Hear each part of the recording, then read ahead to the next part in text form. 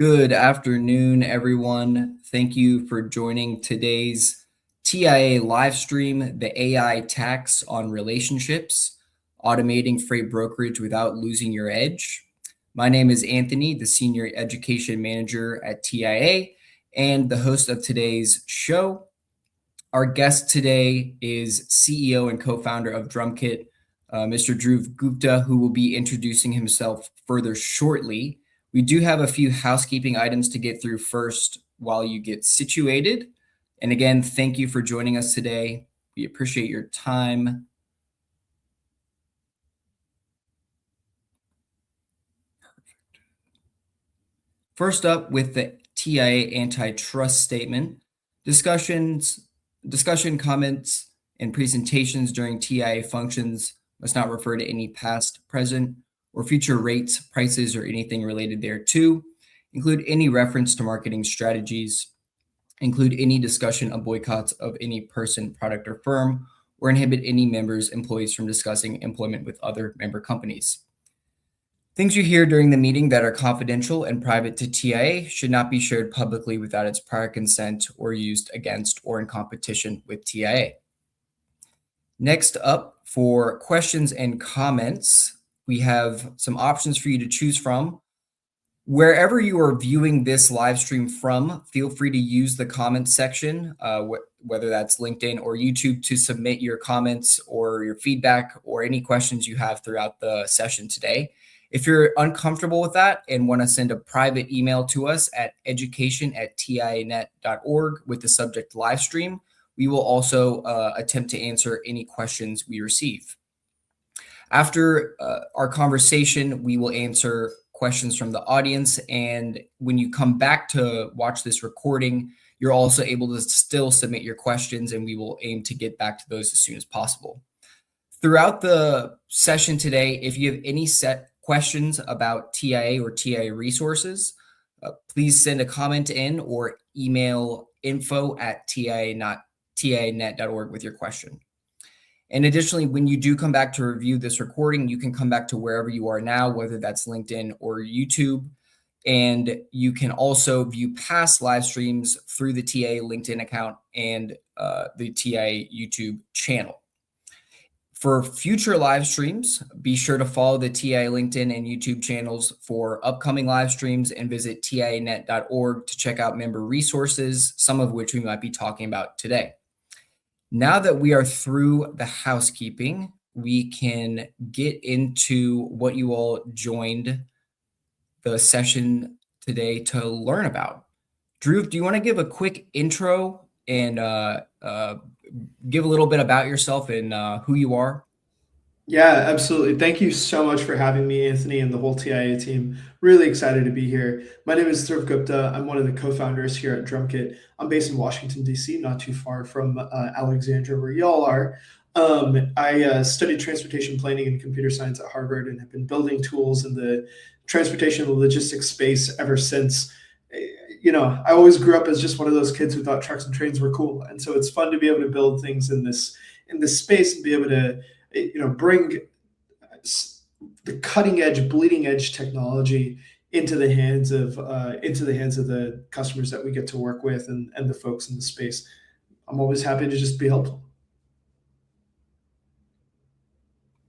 Thank you for that intro. And everyone, if you want to start out by testing the comment section and let us know where you are with AI in your brokerage, whether you've automated anything and anything you don't feel comfortable putting out there, please do not, or feel free to email us. But where are you with AI in your brokerage? Are you just getting started? Are you in the learning phase? Are you joining us today to learn more and then potentially implement something? We'd love to hear from you.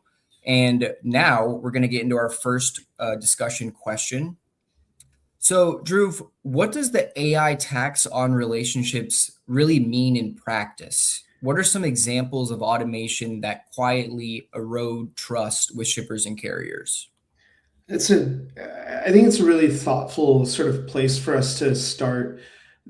My big concern with AI, as someone who's building an AI business, an AI company, and asking folks to automate tasks is that anything that you do that's customer facing, I think you need to be really mindful of the tone that you strike. Customers in particular have a really deep relationship, and you try to cultivate really deep relationships as a broker with your customers, but also your carriers. And at any time where they feel shortchanged by your ability to react, act, and create that comfort that you would normally create when you're having a one-on-one conversation, you start to erode that, like, the reason that they want to work with you. It's very common for shippers to accept a slightly higher rate because they trust your service, because they trust you when you're acting in your own personal capacity, as their liaison to the rest of the company.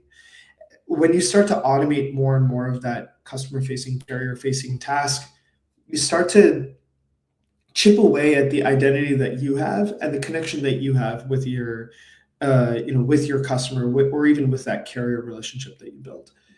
I think there are a few places, however, where that can work. In particular, written communication is something that you can pretty easily automate without creating too much of a barrier. For example, one of the tools that we have, and again, not to pitch too much, but one of the tools that we have is an auto bidder, a quoting function. And look, at the end of the day, you're just sending a couple of numbers back and then they're reacting to that. As you start to get into the negotiation, and as you start to go back and forth on, where the actual, like, meat and potatoes and relationship is, that's where it makes sense for you to jump in and say, hey, how are the kids? Good to hear from you again. What's going on? That type of relationship building is really critical. Phone calls in particular are places where, someone's calling you because they want to talk to a person. Sometimes they're just looking for really basic information, or they're trying to share basic information. And I think in those cases, I don't think there's any issue with using AI. I just think it's important to tell people, hey, this is AI automated, but there's a person behind the scenes. You can talk to them if you want, and this is someone that you can build trust with. It's really hard to build trust with AI or software because there's no one to build trust with. And I think that's where you start to chip away at the real opportunities that you have to differentiate yourself as a services business.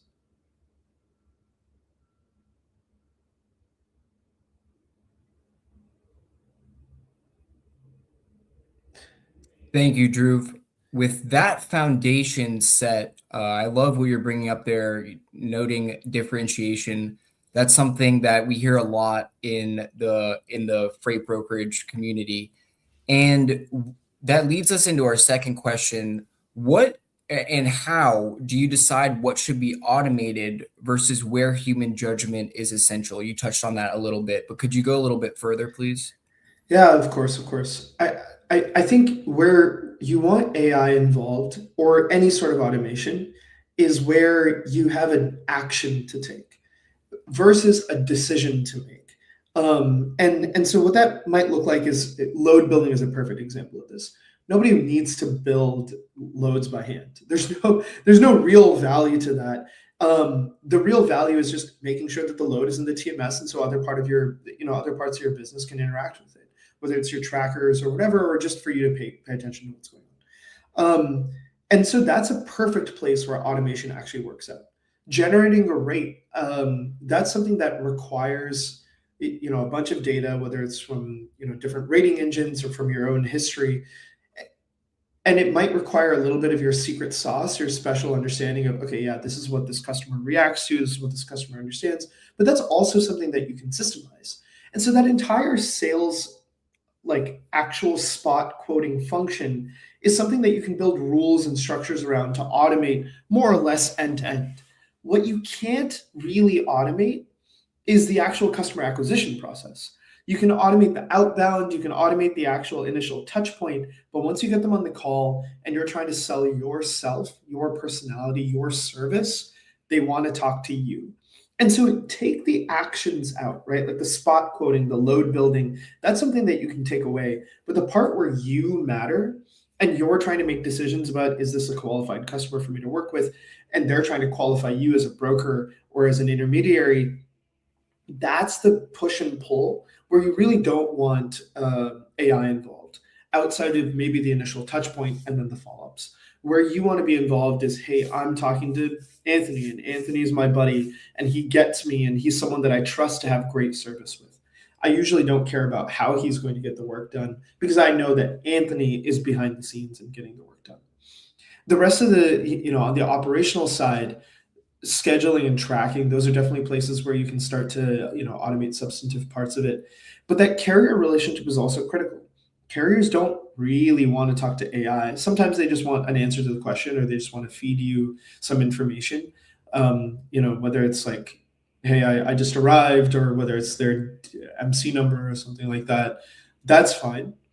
But if you're in an exception, you're dealing with issues, you have a problem, or you have some sort of complicated process, that's where building that relationship, that carrier sales motion, and having that personality behind it becomes really critical. Because as much as there are, hundreds of thousands of different carriers out there, your carrier network is part of your competitive advantage. And you want to start to cultivate and build those relationships, helps you get better rates, helps you get better coverage. Thank you, Drew.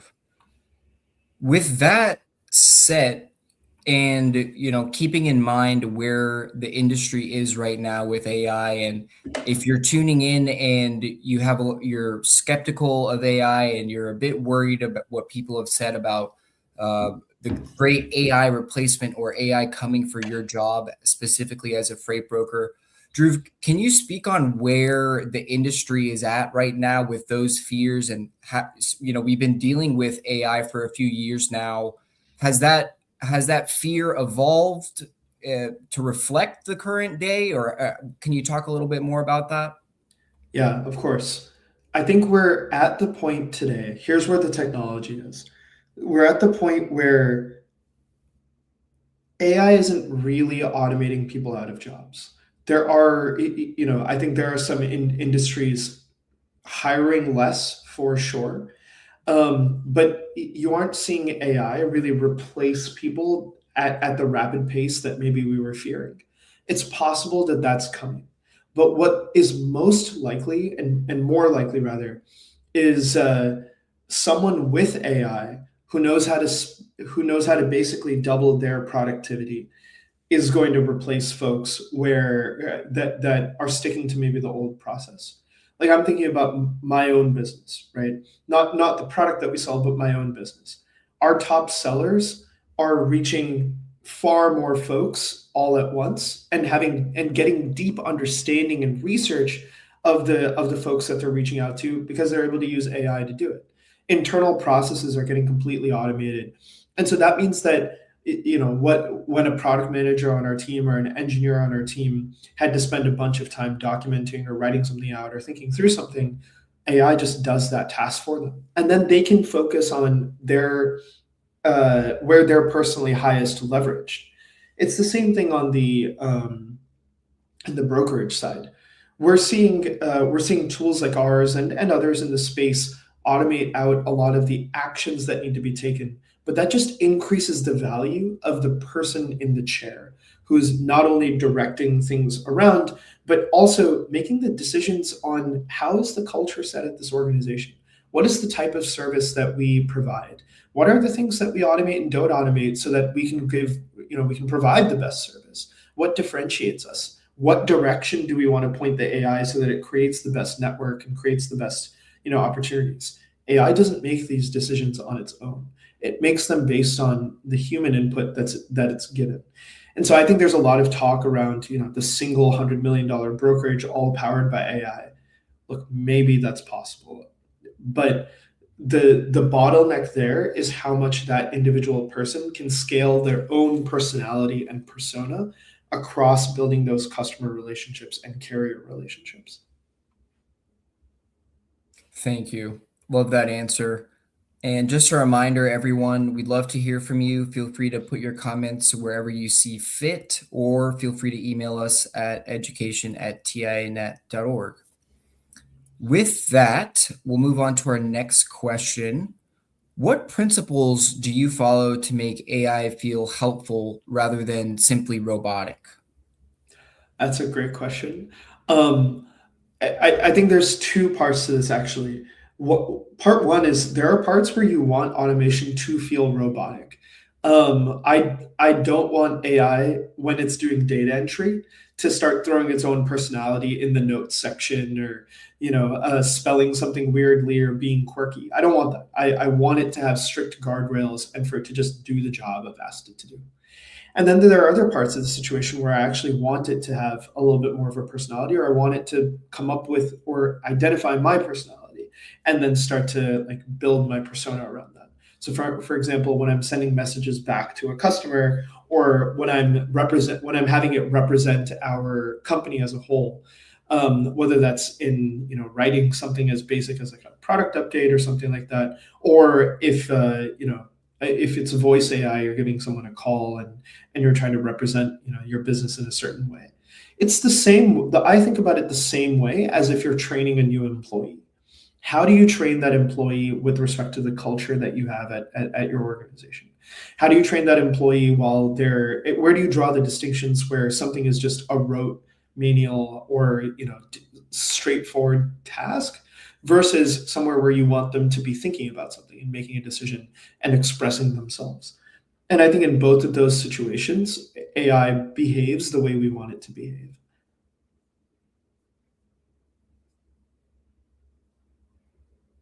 Perfect. Thank you, Drew. We're going to get through one more question and then tackle some from the audience. Yeah. When other brokers have access to similar technology, where does the advantage actually come from? It's a really good question. I think a lot of this is prompted by, C.H. Robinson has some press releases. There's a couple of other companies that are picking things up. Look, this is the reality, right? Like if you go back to history, not too long ago, we were sending fax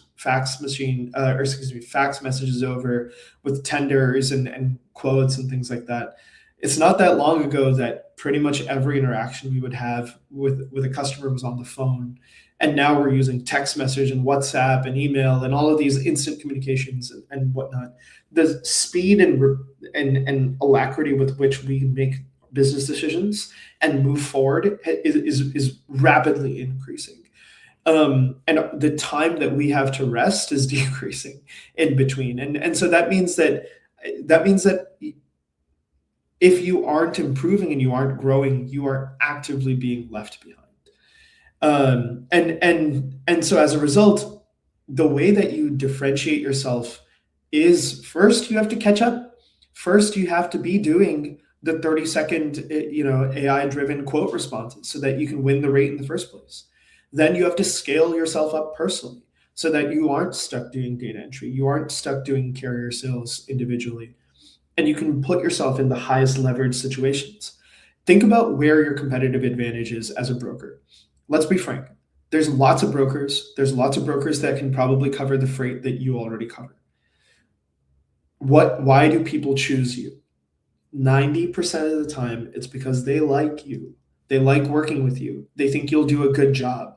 Sometimes it's because of rate, but most of the time, shippers are willing to pay a slightly higher premium or given two equivalent rates to work with the person that they think will do the best job. And that's how you differentiate yourself.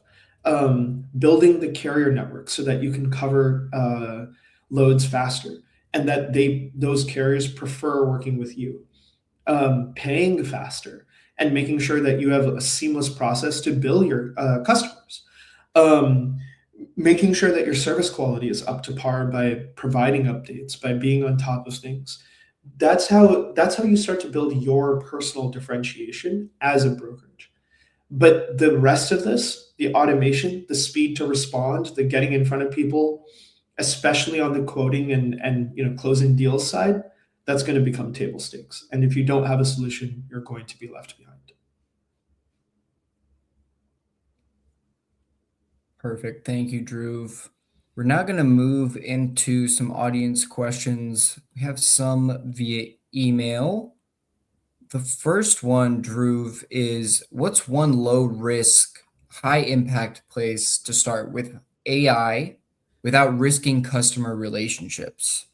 That's a great question. I think quote automation and order entry are the highest impact places. They're the highest ROI functions because if you get it right, then you make more money. Nothing more higher ROI than pure revenue, right? It's also the kind of thing where most of the time you don't have to fully automate it. Drumkit, for example, again, not to sell too much, but has three options. You can either have it as a copilot function where it just pulls up the rates for you and then you can decide how to respond. You can have it as an auto drafting or semi-automated functionality, or you can have it fully automated in places where you think you're comfortable. You can create gates and rules and structures from whatever tool you use, whether it's ours or others, and build that functionality out. On the order entry side, data entry is not something anybody wants to do. It's often done by the salesperson themselves, unless they have some sort of assistant or offshore rep. Get that automated, solve that problem, and just call it a day. And then often inbound calls, especially carrier calls, is something that you can start to take in, capture information, understand who's bidding and what they're bidding on, and start to build that. In a tighter market like what we might be coming into, that may or may not be as useful, but in a looser market that we're coming out of, incredibly valuable. Thank you. Again, everyone, now's your chance. If you have any feedback, comments, or recent events, anything like that that you'd like to get some input on, we'd love to hear from you. Next question is about a recent event, actually. So we recently saw an AI company and fears around a smaller AI company disrupt larger freight companies, most of them publicly held companies, to be specific. Yep. Drew, what do you think that signifies about the market and where we're headed based on the key topics we're talking about today? Yeah, that's a great question. I think there were I think there were a couple of reasons for why, let's say, CH Robinson and RXO and a couple of these other companies had share corrections, so to speak. I think the number one thing that we were thinking about, and that was top of mind for us as we looked at it in our business, was first, who is this small AI company that has has seemed to have had this impact? And it turns out they don't really work in the U.S.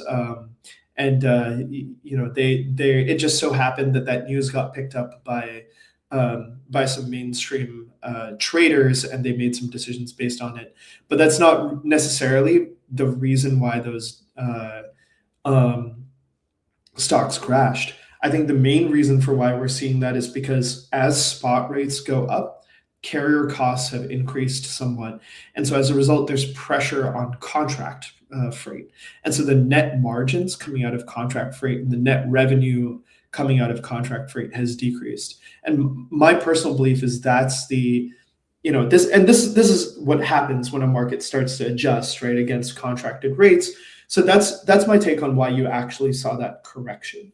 All that being said, look, like it's not just coming. AI automation and some of these functions are here, and companies like CH and RXO are some of the earliest adopters of these products, right? Some of these companies can build them internally, and we're seeing companies outside of that, like purchasing a lot of external tools like ours and others to catch up. And the reality is, it's kind of what I said earlier. It's becoming table stakes, and so businesses that don't have that are going to struggle. But I don't believe in the thesis that was I saw a little bit on Twitter that was, oh, AI is going to cause broker consolidation and whatnot. I think it's the opposite. I think AI will make it so that brokers can be just that much more effective, but then your personal differentiation will start to become more important. Thank you, Drew. Appreciate that. We're going to close out with one more question from the audience, and then we'll wrap everything up with some key takeaways. Beyond efficiency, how should brokerages measure if AI is strengthening relationships? It's a really good question. Look, I actually think that my take on this is a little bit nuanced. The first is you have to differentiate your sales and operations sides a little bit. On the operations side, it's not about efficiency, but number of touch points. How many times did you actually get back to your customers with a tracking update? How quickly did you schedule your appointment? How is it within like the bounds that you would expect? Are you seeing changes in your delayed freight or exceptions that you have to manage? These aren't efficiency problems. These actually come from, hey, I have more efficiency, and so I can focus on solving critical problems in my business. On the sales side, it's not about the automation tools will help you close more deals and win more loads and potentially increase your win rate and whatnot. But the real value actually comes from, am I building am I building more customer relationships? Am I building deeper customer relationships? Because I was able to win more spot, was I able to convert this spot to contract? I think these are every business is going to be different, and we've seen some of our customers building like critical KPIs around, hey, the efficiency has allowed me to unlock this new direction that I wanted to take my business in, whether that's operational excellence or service quality, or it's more revenue.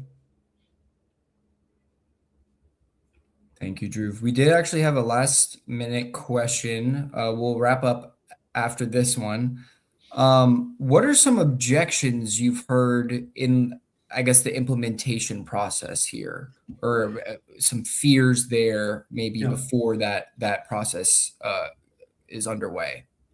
Yeah, that's a great question. Look, I think the biggest fear that people see is there's two actually. One is, hey, I don't actually know how impacting this business or how this will impact my business. I don't know how to measure it, and I think it goes back to what we were talking about earlier.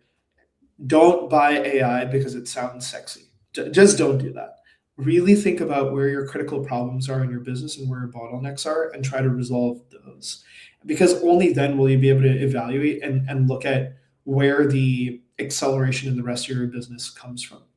The second thing that we hear really often is um, almost like, am I going to automate myself out of a job?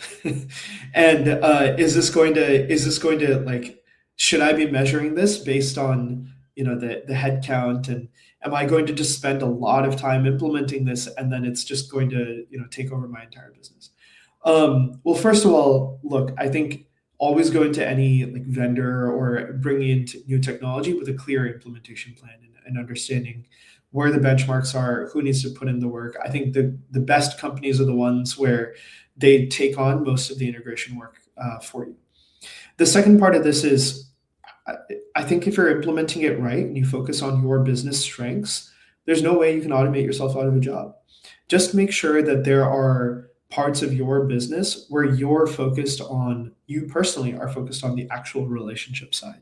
And then find ways to scale yourself up within that business. I think anything that's just rote data entry and whatnot, that might be at risk. But that's also not why you got hired. You most likely didn't get hired to just punch numbers into a database.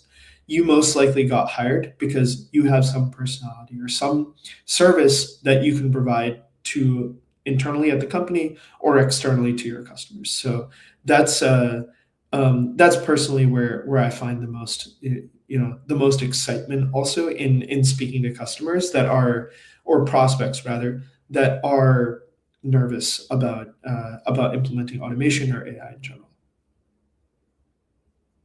Thank you, Drew. I think that's a great way to wrap up the discussion today. After that, Drew, are there any few key takeaways you want to leave folks with today before we wrap things up? Yeah, of course. I think as I think about our conversation and summarize this all back, my main thought is if and I don't remember who said this, and I think I quoted I think I quoted this earlier as well. You're not going to be replaced by AI. You'll probably be replaced by someone who knows how to use modern tools, bleeding edge technology, and it's going to become table stakes. We're already seeing some of the largest companies that have disproportionate market share start to pick these tools up and win more freight. And I think that's the critical thing. Like you can have the best service quality, but if you don't have a way to win more freight, then then there's no point.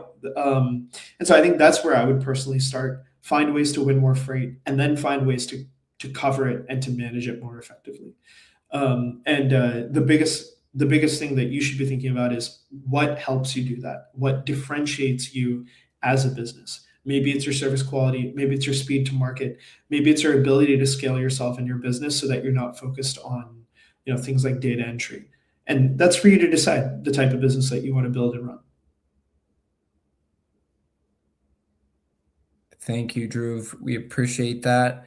Drew, before we let you go, where can people find you and learn more about DrumKit? Yeah, you can always catch us at drumkit.ai, hi at drumkit.ai, or my first name, Dhruv, at drumkit.ai. Would love to talk to you. Perfect. Thank you, Drew. And as a reminder, everyone, feel free to continue asking your questions after today once you've had some time to think about it. And if you are on LinkedIn, you can find Drew's contact right there as a speaker. And again, make sure you follow TIANet, or follow the TIA LinkedIn, follow us on YouTube, and check out tianet.org for more live streams and to watch this recording. But with that, Drew, we will catch you on the next one, and we will see you in April at the Capital Ideas Conference. And everyone in attendance of the webinar of the session today, we appreciate it, and we look forward to seeing you on the next one next week. Thanks, everyone. Thank you, Drew. Appreciate it. Thank you.